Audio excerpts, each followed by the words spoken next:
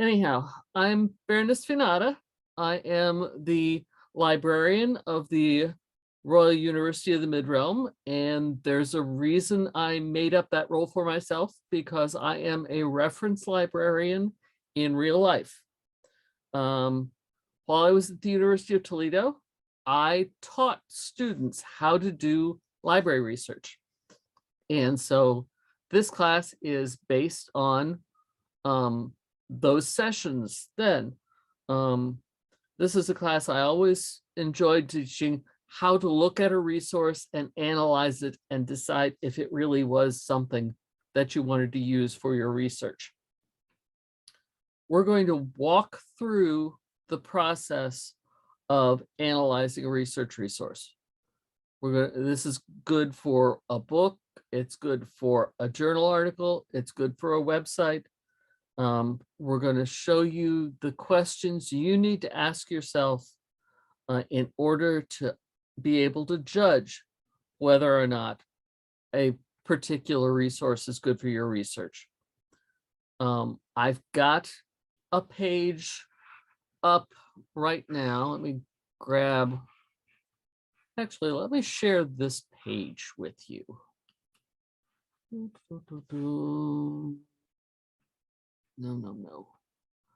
And of course, it doesn't want to be visible. Ah, well, no, here it is. Good, that one. This is my original version of this that was done 25 plus years ago, probably.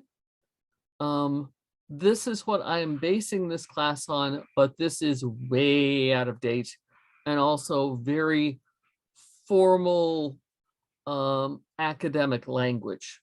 I'd like to think that what we're going to cover today is going to be a lot easier for you to understand and a lot less technical, academic, professional language. But if you want to go look at this, go ahead. You can grab the URL from the top there, I think. But that's what it's based on. Let me stop sharing that now and actually share for you my PowerPoint. Oh, not the outliner. No, not that one. Here it is. This. And we will start the session. This is what we're covering today. We're going to go through and we're going to show you how to analyze a research, how to evaluate the information it has and decide on its usefulness. We're going to give you an explicit framework that you can make implicit by just practicing it often enough.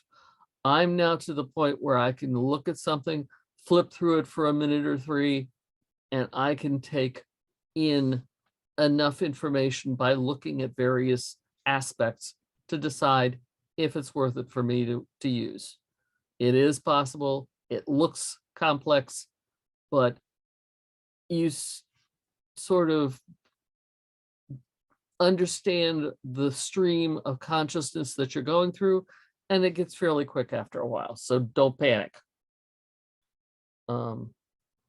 I do want this to be an interactive session, so please, if you've got questions, break in and ask me the questions. First thing you have to understand is that evaluating any resource is actually a two-step process. There's two different processes that you have to go through. The first one being, what is it you actually want to know about the resource? What information do you need? And then you have to be able to look at the resource and decide how well it gives you what you need. So what you need to do when you're looking at a new resource, what do you want it to do? Do you want it to familiarize you with a totally new subject? Do you want to have it serve as evidence or building blocks for a particular argument that you're making in your research? Do you want it to give you some fresh approaches for a topic you're already fairly familiar with? Or do you want it to get you into the latest developments in a field that you already know really well?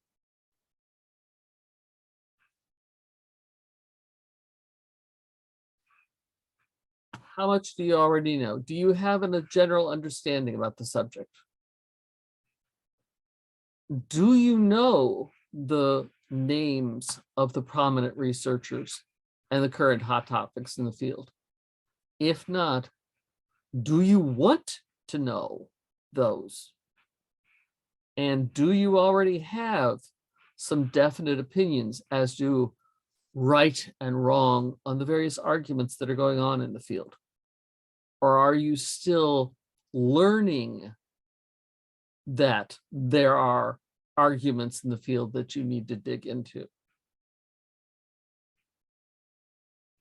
There's different levels that you're approaching things here, and it's how much do you want to dig in?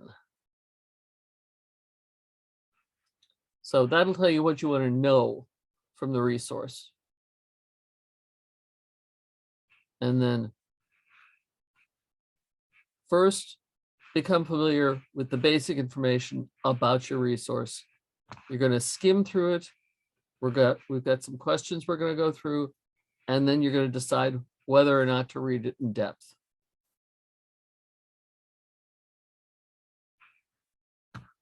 First things first, what's the full title and the year of publication?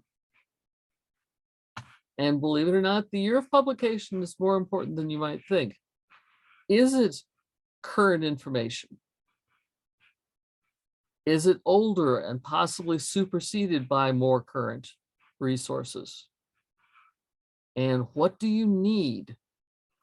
Do you need the current information, or would an older or a more basic work be more useful for you right at this stage in your research? And knowing the interests of many Scadians, do you need current events from a particular historical period? Are you researching a particular battle in the War of the Roses? Are you looking for an account written by a survivor of that battle, maybe? Think about it. So what kind of a publication are you looking at right here? Are you looking at an encyclopedia article that'll give you a background summary on things?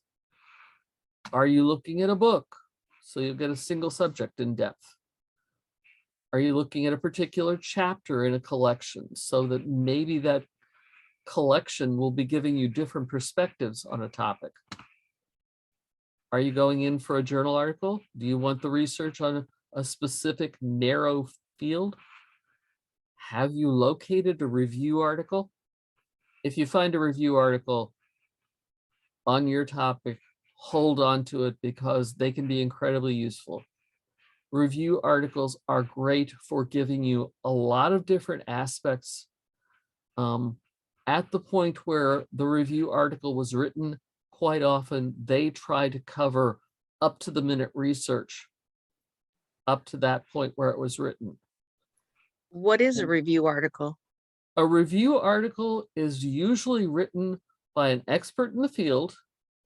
It covers a fairly focused topic, but goes into all the different current discussions going on in that field on that topic.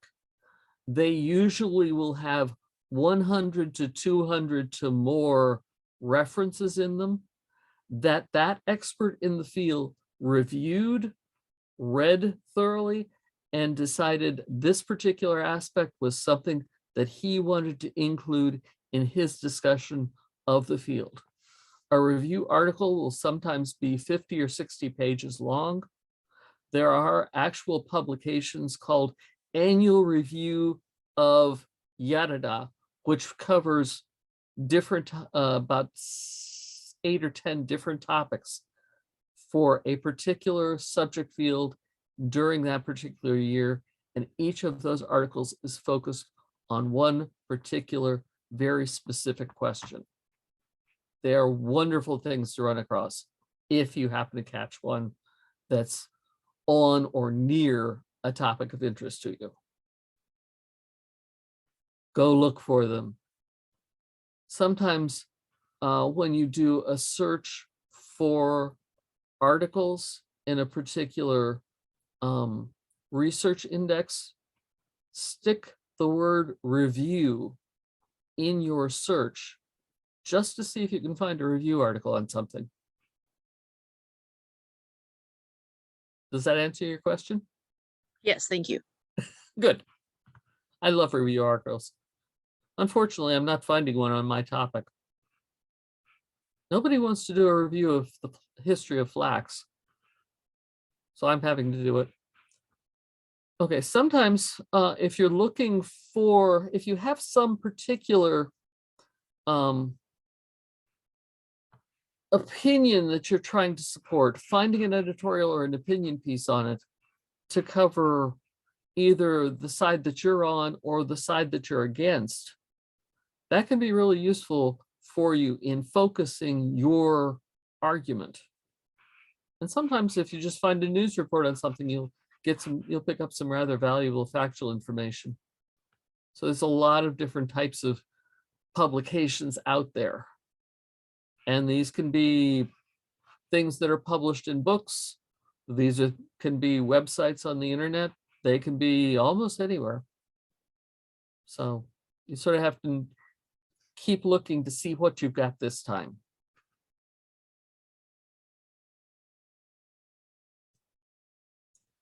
Okay, if you've got a journal, what journal article, what journal is the article being published in? Is it a scholarly journal with refereed, peer-reviewed research articles in it? Is it a trade journal that talks about a particular field and what's going on in that field? Or is it just a popular magazine with stories for the general public? There's a lot to be said for finding a magazine article in an area that you're just becoming familiar with. One good example, everyone here is familiar with Scientific American, right? Am I going to get nodded heads or yeses or thumbs up? Yes, Scientific yes. American could be considered a place where popular articles are written for scholarly researchers who are looking at a different field and just want to get familiar with something. So those can be really useful. And I suddenly am being visited by one of my cats. Oh, good, he's going to leave. Buddy is an opinionated cat. Okay, so next thing to look at, who's the author of your article? What's their job? What is their position? What kind of an education do they have in the field? Do they have enough experience to be writing about your topic? Usually, particularly in scholarly journals, in peer-reviewed articles, they will give you the association of that author, where they're working, what their degree is in, what department they might be associated with. So you'll be able to judge that their experience that way. If you're looking at a particular published work, take a look at the publisher and what kind of material do they publish. Once you become familiar in a field, you'll get used to seeing particular publishers publishing a particular series of books. And you'll be able to tell, okay, this is a publisher who publishes books that are in this area, and they're usually fairly reliable in what they publish, as opposed to, okay, this particular publisher publishes the really strange, edgy, on the fringe type article in my field. Do I trust them to have reliable information this time? So knowing the author, knowing the publisher, what can you say about the work? And looking over the entire resource that you've got there, what's in the table of contents? Are there headings in there to help you understand what part of the resource you need to look at? Does your author give you some keywords? Do those keywords fit the subject that you're interested in? Is there an index? Is there a bibliography? Is there a glossary of unfamiliar terms, maybe, if it's a longer publication?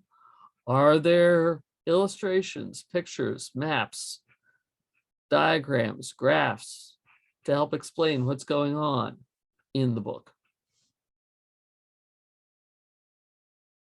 So you've got enough information by this sort of an overview to be able to write up a citation in case you do use it.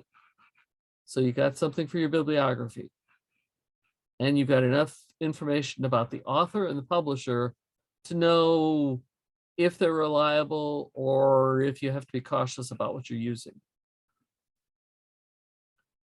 So you've got the basic stuff. Now you need to find out if you really want to use it.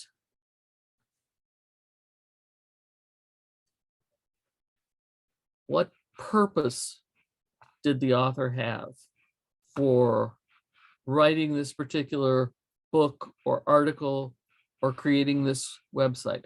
What is it going to tell us? What does the title say? Is there an introduction or is there an abstract that'll tell us what they're going to cover? Why did the author write this? Why did he do it? Why did he do the research? And who did the writer write this article for? Did they write it for the general public? Is it gauged more at scholars, peers in their field? Is it aimed at the policymakers? Are they trying to sway someone's opinion using their background and skills to vouch for their opinions? Are they creating this for teachers? Or are they aiming it at professionals? And to figure that out, look at the language the author uses and the writing style. Was it reviewed by others? Has it gone through a peer review process? That'll tell you a bit more about who he's writing it for and whether or not we want to trust him.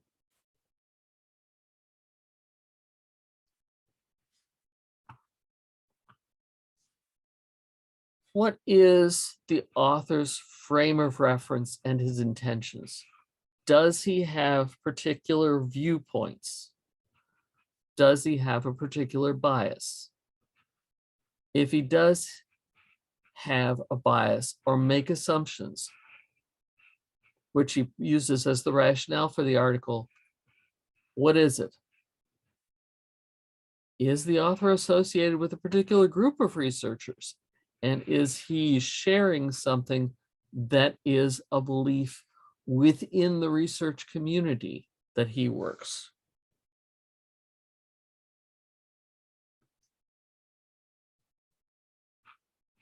So We now know what he's covering. How does he approach his topic? What's his main argument? Usually in any scholarly publication, the main argument is going to be clearly stated in his abstract or in the first paragraph of his article. Looking further, what findings does the author present to support his argument? Do the findings, as you view them, support this viewpoint? And how does this viewpoint compare with others' viewpoint in the field? This is particularly useful if you are very familiar in the field, or at least are becoming familiar by looking at other resources at the same time.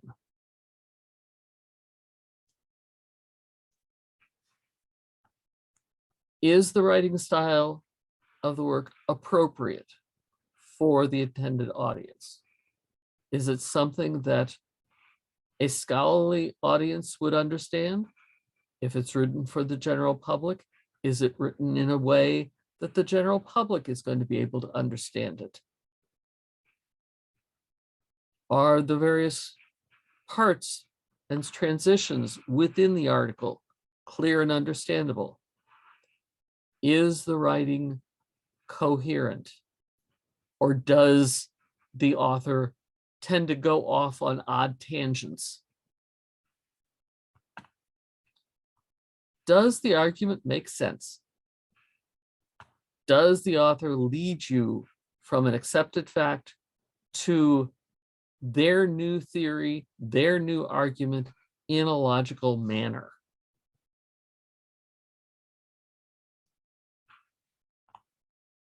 Are the sources he's using to support the argument current and reliable?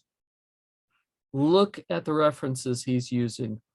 Is he going to current articles, at least as of the time he wrote that? Or is he relying on older information and ignoring more current arguments that might be against his particular point? Is he citing his sources accurately? And what conclusions are being made from the findings that he's coming from? Do those conclusions make sense in context? And does the author fulfill his goal, the goal that he stated up at the top of his article? Does he explain himself?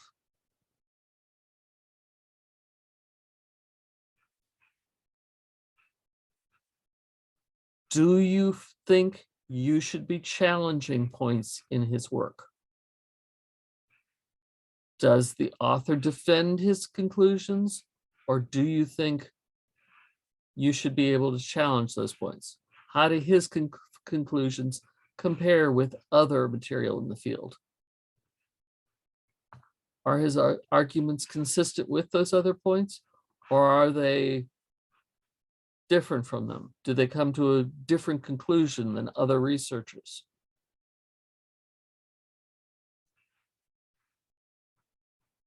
Does this work make a contribution to the literature? Have other people referred to this work? Is this an article that's being cited? Are they citing it to support their arguments, or are they citing it in order to refute it? So is this work in tune with other research, or is it in opposition? Are there specific works that cite this that agree or disagree, and are you aware of them, or should you be aware of them? Have you suddenly bumped into something new and maybe you need to investigate another rabbit hole?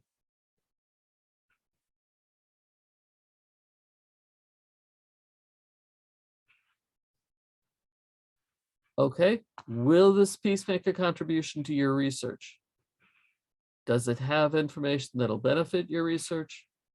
And does it support or even refute an argument that you want to make in your work?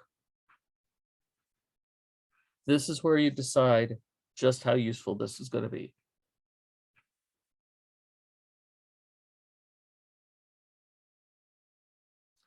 So if you're interested in reading more about this, here's a couple of good places: the Purdue Online Writing Lab or the University of California, Berkeley has a really good resource, evaluating resources home, that you can go visit. These are hot linked links. If you want to go visit them, go ahead and grab my slide deck and you'll be able to get the links there. As I was writing this up, I ran into this site. If you're interested in learning about a topic called finding out for yourself, take a look at the fossil inquiry cycle at this place. And I will confess, my subject expertise is invertebrate paleontology, so using FOSIL caught my eye, and it had a certain appeal to me.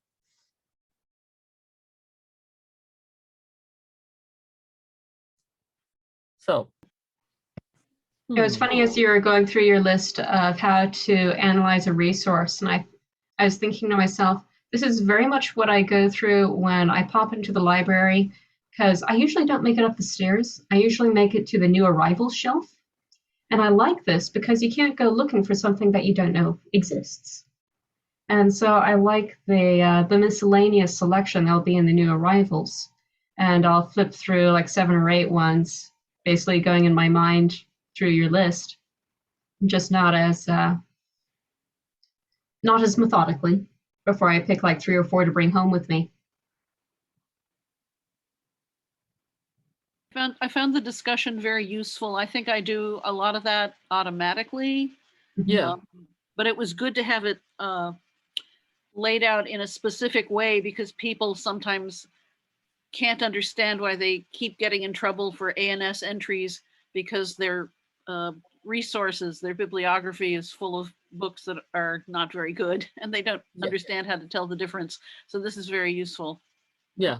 The idea is this is an explicit structure to look at that is very easy to make implicit. If you go through it a few times, you can speed up a lot on going through this way. But this way, you know, this is what you need to be looking for. And this is the point of view you need to come at it with. And I took So your that you earlier don't- class with the access to various resources, because some people are very limited by their local libraries, and they often will not do ILL. So it's really helpful to know about more online resources. Yeah, I will say my favorite search engine at the moment is one called Jurn, Jurn, jurn.org. They go into a lot of open access resources that nobody else has ever heard of. It's on top of Google, so it's using the Google search engine, but it goes into some resources that nobody else thinks of, and it goes into hundreds of them. Because I see people using references from the 1950s through the 1970s on topics I'm familiar with. And I know that those resources are way out of date. And it's good to be able to find ways to direct people to better sources. And it's because the research is that they can find easily is from those eras. They have to know how to dig in and get down to the more current stuff, which is what I was teaching in the last class. So go in there and dig and become aware of what you're looking at. Just because you found it, don't accept it. Look at it and see if it's really what you want it to be. From Spain to the Balkans, textile Torah scroll accessories. That sounds Ooh, promising. funky. Yeah. Yeah, I've That's got worth a Jared look, I'm sure. bookmarked now. Okay, good. What was that site again? Journ. GURN.org. Yeah, let me put it in here. And what was that you were saying at the beginning of the class? If you weren't entirely sure if it was worth it or something like that? J, not, I hate autocorrect. No, not turd. Go away. Ah.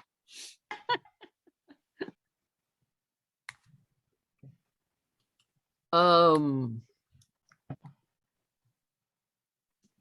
There. You can tell a Scadian when they go into Word for the first time and type Penzic. Yeah, back when I joined the SCA Cooks email list in 1999, Mm-hmm. long before Facebook, Mm-hmm. and I was asking about Penzic, and it came up with a 5-letter word that started with a P and ended with an S. Yes. It was provided much humor to the group. Yeah. Oh well. Yeah, make use of Journ. It's ignored by a lot of it's just unknown by people.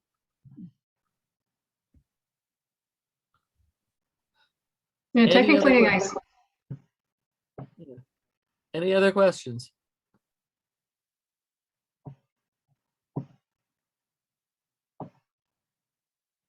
I call it Stefan syndrome from Stefan's flagellum, where people go to, where do you go for your research? Well, you go there, and there's all this stuff that was written by Laurels, but it was written by Laurels in the 1970s.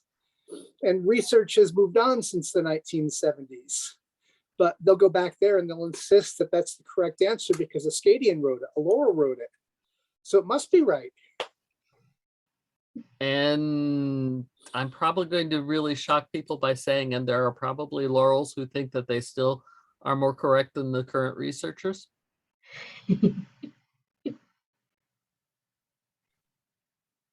Well, I have never seen that. No. Right. Anyhow, everybody got the URL that they need and my email address so they can keep pestering me until I get my page up. yes. Okay. I will stop sharing this then. There.